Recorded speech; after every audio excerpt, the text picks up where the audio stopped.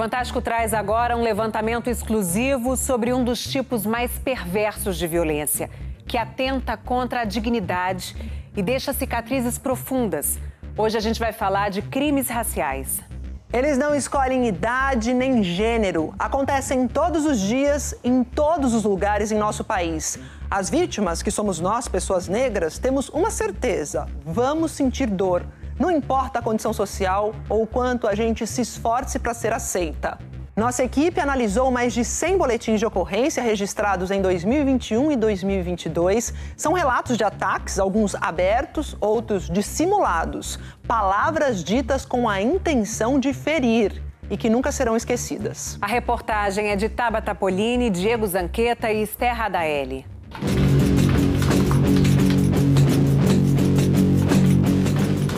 Começaram a imitar um macaco. Tinha lá que era para eu estar numa senzala de vidro. Foi um ofício assim que tá me doendo demais. Causa uma paralisação, sabe? Palavras como essas são comuns no levantamento que o Fantástico fez sobre crimes raciais. São mais de 100 boletins de ocorrências em todas as regiões do Brasil, registrados desde janeiro de 2021. Essas denúncias envolvem pessoas diferentes, de diferentes lugares. Mas uma coisa une todas elas. São histórias de cidadãos brasileiros que representam muitos outros que carregam na pele a cor que é alvo de ódio e violência. Desde a minha infância, cada vez que acontece isso comigo, eu revivo, eu volto lá atrás. Eu me senti meio assim, com as mãos atadas. Eu me sinto fraca. Fraca de tudo. Muito fraca. O ataque racista, que atropelou o emocional da Vera, é uma das histórias que você vai conhecer nessa reportagem. Para ajudar a contar essas histórias, o Fantástico reuniu pessoas brancas que aceitaram participar de uma conversa sobre o papel delas no combate ao racismo. Obrigada por terem vindo para esse bate-papo. Estamos no Brasil. Vocês acreditam que existe racismo nessa sociedade que a gente vive? A gente não sai para a rua com o mesmo medo que as pessoas saem, né? Pensando que vai acontecer o que para uma pessoa preta é normal acontecer, infelizmente. Numa universidade mais elitista, você vê quantas pessoas negras ocupam aquele espaço. Talvez em restaurantes, esses locais mais elitistas, eles são ocupados majoritariamente por pessoas brancas. Olha, a gente tem nessa mesinha de centro alguns envelopes. Dentro de cada um desses envelopes tem uma informação. Nos envelopes estão algumas histórias reais. De repente, começaram a gritar comigo. Macaca, filha da p... cabelo duro. Gritaram e me dando socos e chutes. A menina que passou por isso tem 12 anos. Nossa. Foi na saída da escola. Você imagina um filho seu vivendo uma situação dessas? Nossa. Nunca passou por minha cabeça só de imaginar. Ele já estava meio esquisito quando chegou. Quando falávamos alguma coisa ou perguntávamos algo, ele não dava muita atenção. Começou a contar umas coisas e no meio da fala afirmou que todos os negros são macacos. Quem falou isso? Acho que um professor em sala de aula tratou algum aluno. Foi nessa escola. Ele disse que os negros eram macacos. Todo mundo já se ligou que ele era racista. Ele era o professor substituto de ciências e dava uma aula sobre a evolução dos seres humanos. A pessoa que a gente menos espera ter esse tipo de comportamento é um professor. A pessoa negra, desde criança, ela encontra um mundo onde o negro é indesejável. O racismo, ele representa um tipo de violência, mas não qualquer violência. O racismo representa um tipo de morte social. Você já tinha sofrido alguma situação de racismo antes na escola? Na escola já. O quê? Passar no corredor, as pessoas me xingarem de macaco, sabe? Causa uma paralisação, sabe? Que você não tem como reagir. Mas os alunos reagiram. Contaram o que aconteceu para a direção da escola, que fez a denúncia à polícia. O caso está sendo investigado e o professor foi demitido da rede pública de ensino de São Paulo. Racismo e injúria racial são crimes com penas que podem ir de 1 a 5 anos de prisão. Injúria racial acontece quando um indivíduo tem sua dignidade ofendida, com base em características de raça, cor, etnia, religião, idade ou deficiência. Já os crimes de racismo, segundo a lei, são agressões contra um coletivo. Os 2 crimes podem ser denunciados em qualquer delegacia. É a primeira vez que a senhora registra uma ocorrência, assim, como vítima de um crime racial? Primeira vez. Essa denúncia, acompanhada pelo Fantástico, era contra um entregador de supermercado. Aí ele perguntou, você quer sua via? Eu falei, não precisa. Ele falou, ué, não vai precisar da sua via para levar para sua patroa? Eu falei assim, não preciso da via, eu sou a patroa. O que te faz pensar que eu sou a empregada? Para algumas pessoas pode até parecer sutil. Será mesmo? Aquela ofensa, ela é vivida pela pessoa negra como uma violência extrema, porque ela rebate, às vezes, em traumas anteriores. No Brasil, nós temos um problema inicial que é reconhecer que o racismo existe e que ele é estrutural, ou seja, o racismo é um sistema de poder que organiza as relações sociais, políticas, econômicas do país, a gente querendo ou não. Não importa o que você estudou, onde você trabalha, você é diminuído só pela cor da tua pele. Eu só não conseguiria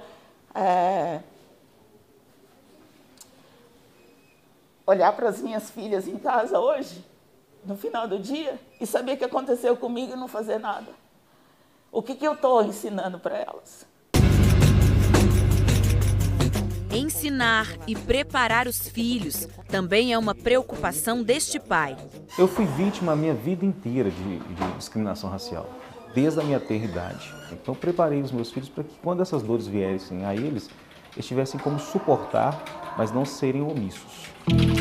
Ana Clara denunciou o próprio chefe por um comentário racista sobre o cabelo dela.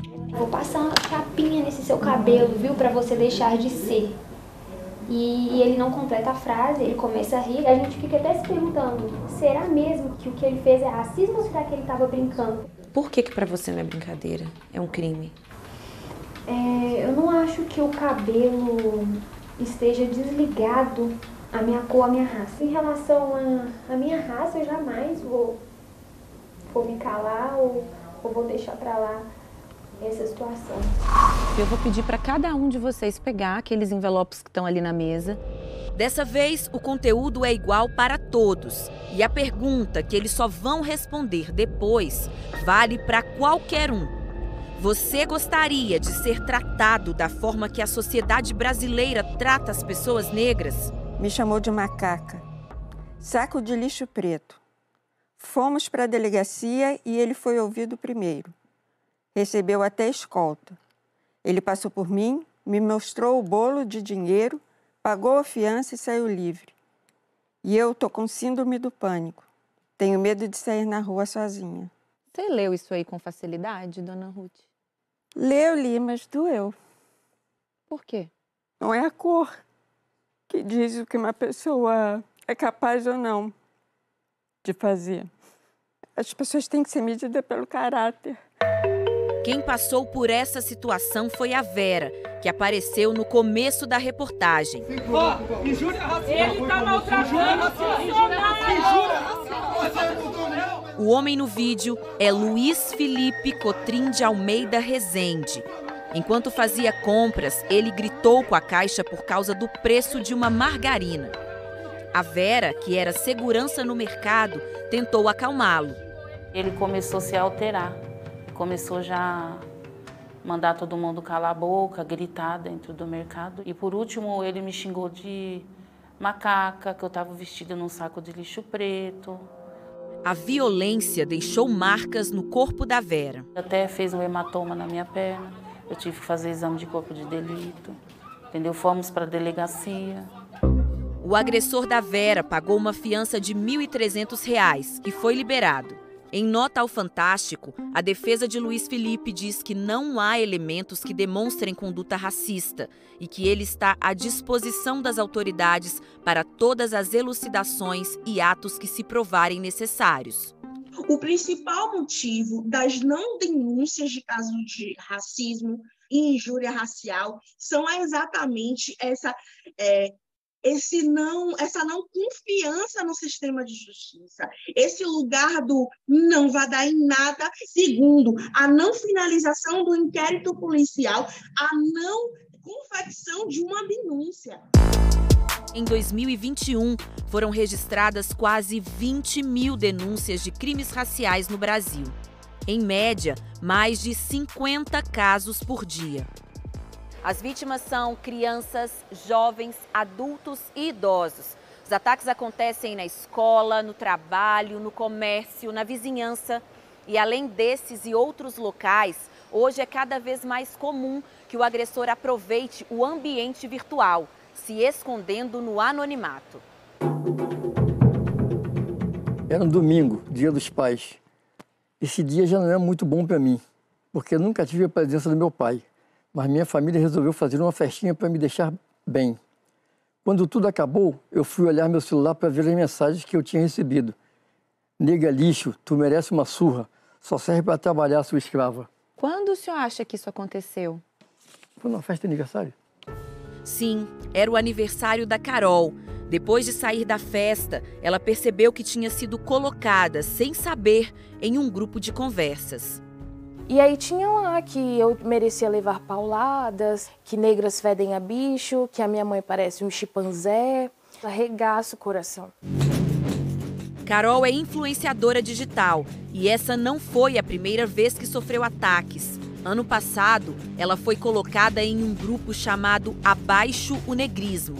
Se não fosse os profissionais da saúde, né, principalmente da saúde mental, eu nem sei se eu estaria aqui para dar essa entrevista. A Polícia Civil do Espírito Santo diz que alguns suspeitos foram identificados, mas que as investigações não foram concluídas. A cada quinzena eu vou na delegacia com o advogado, o caso sempre está em andamento, mas nada anda, sabe? Eu estava feliz, tinha estudado, me preparado muito para ter aquela conversa sobre a cultura negra.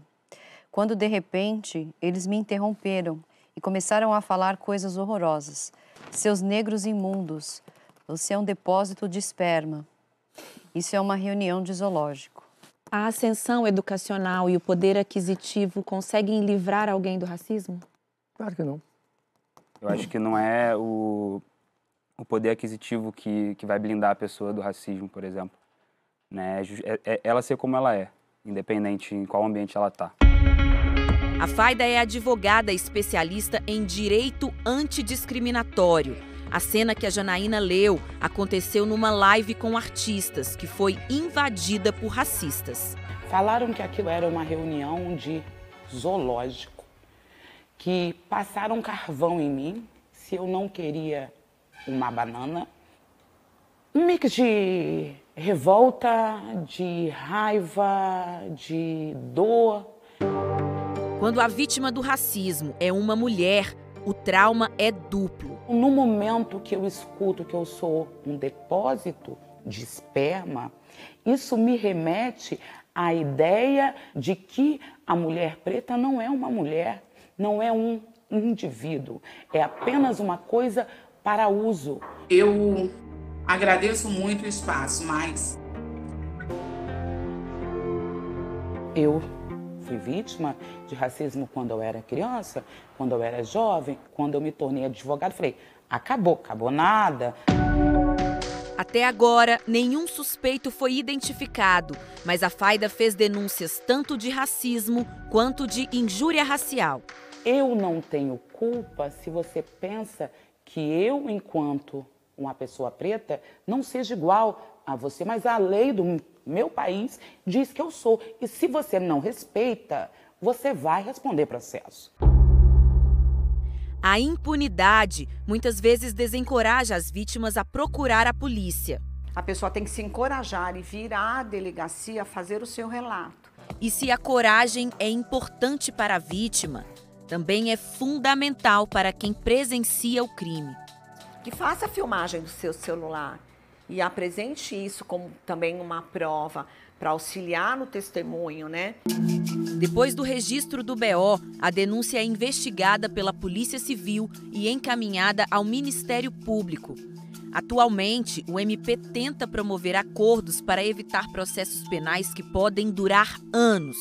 O tempo que se leva para se esgotar a ação penal é muito maior e muito mais penoso. Muitas vezes, em 6 meses, nós temos resolvido esse problema e esse conflito, sempre ressalvando a necessidade dele prestar uma indenização à vítima. Essas condições, elas se assemelham e muito com a sentença penal condenatória que seria imposta pelo juiz se houvesse uma acusação propriamente dita. Um processo com um prazo razoável de duração e uma responsabilização que denote, né, esse lugar do exemplo para a sociedade, de fato, fará com que as pessoas pensem outras vezes antes de continuar verbalizando e cometendo crimes de cunho de discriminação racial. O nosso país não tem, sei lá, não acolhe, sabe, a gente, não vê o que a gente passa. A gente não é diferente de ninguém. A gente sangra do mesmo jeito, a gente tem sentimento, coração. O levantamento do Fantástico mostra que o Brasil tem um caminho longo até que pessoas negras tenham sua dignidade respeitada. O racismo é como se fosse uma correnteza. Ou você nada contra ou você é levado por ele. É um esforço significativo que a gente tem que fazer para sair dessa ideia de normalidade em que a violência contra a população negra é normal. Aos negros resta ainda lutar. Eu não posso desistir. Se eu desisto, quem vence é o racista e o racista não vai vencer. A gente precisa ver racistas sendo condenados para que os outros racistas vejam que as leis no Brasil funcionam. O racismo me deixou doente. Me deixou doente. Me deixou irada, sabe? Mas eu me sinto uma mulher guerreira, forte.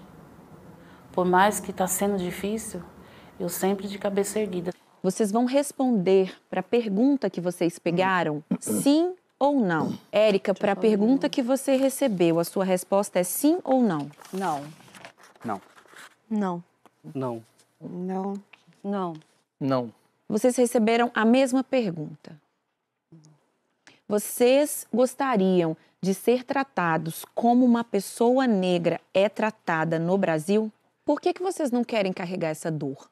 A gente fala assim, eu imagino como ela deve se sentir. Imagino. A gente não sabe, quem passa. nunca passou pelo preconceito não sabe, não tem ideia o que é. Eu vou ser avó em fevereiro e eu já estou preocupada com que a minha neta ou meu neto possa vir passar, porque a minha nora é negra. Eu não tinha pensado nisso antes. Não tinha passado isso na minha cabeça. E agora, com essa conversa, estou pensando nisso agora.